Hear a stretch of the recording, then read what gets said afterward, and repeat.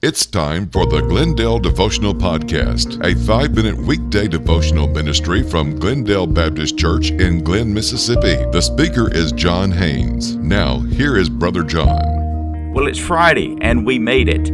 Thank you so much for joining us today. I do want to encourage you to be in the Lord's house this Sunday, if at all possible. The Glendale Devotional Podcast, or any other ministry, is never designed to take the place of the local church. So be in your place this Sunday. We close out the week talking about the brevity of life from Moses in Psalm 90. Thank you for listening today. Have a good and godly day. Every life is important. Your life is important. You have great worth and great value. And every life that is alive today, every person that is alive, is important because they're made in the image and likeness of God. Now, we may not always see eye to eye with the behaviors of people. That's okay. That life is still very important because God made that life and God made that individual. The human life is short. It lasts for just a little while. The Bible talks about life being like a vapor, life being like a wind, life being like dust, life being like a night watch, life being like a flood. Yet the profound effect of one life upon another is without measure. Can I tell you something? Someone is counting on you. Someone is looking to you. But just like the flood, just like the rain, every life will come to an end. If life is like a flood, we understand that the rain falls, the floods travel, and eventually they empty into the great oceans and the bodies of water of the world.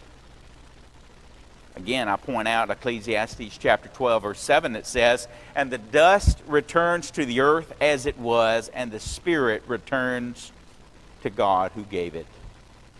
So make sure that your spirit empties into the ocean of Jesus Christ, not into a lake of fire.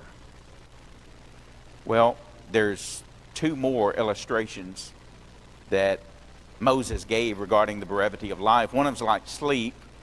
What if you live to be as old as Methuselah, 969 years? That would just be a nap compared to eternity. The scope of eternity is difficult, possibly for finite man to comprehend an infinite eternity. We are born, we live our lives, we go to school, we work, we have a family perhaps, and then one day we die. We have a birthday and we have a death date. And what we cram into that dash on our tombstone says so much about our lives and our lives with other people and the way that we live our lives. Where we spend eternity is dependent on the grace of God and a person's faith. There's one last illustration, and that's found in verse 5b, if you want to call it that, into verse 6. Verse 5, the remainder of that says, "In the morning, they are like grass which grows up. In the morning it flourishes and grows up. In the evening, it's cut down and withers." Now, we spent significant time talking about how short life is. It may be shorter than we think, for no one's promised tomorrow.